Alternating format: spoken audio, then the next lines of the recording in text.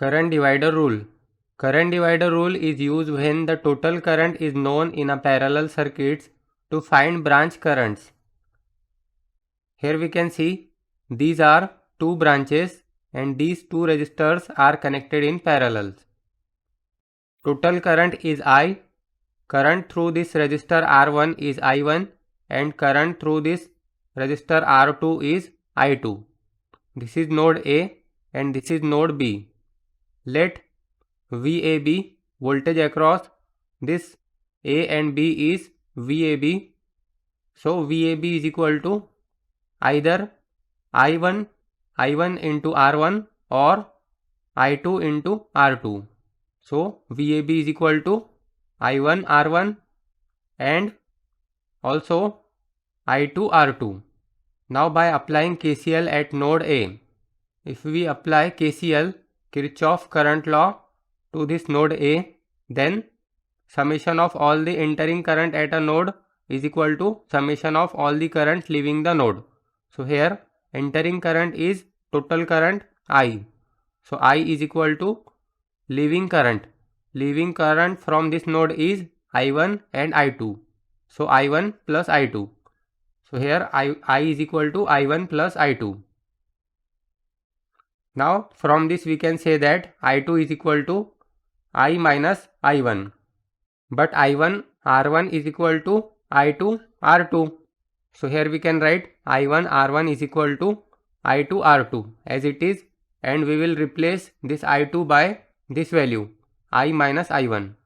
So here this will be I1 R1 is equal to I minus I1 into R2. Now if we simplify this, so this will be I into R2. So I into R2 minus I1 into R2.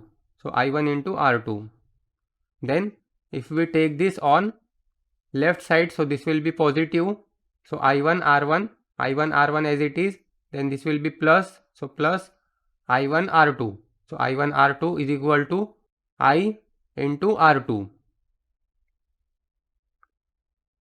Then here we can take the I1 common. So I1 in bracket R1 plus R2 is equal to I into R2.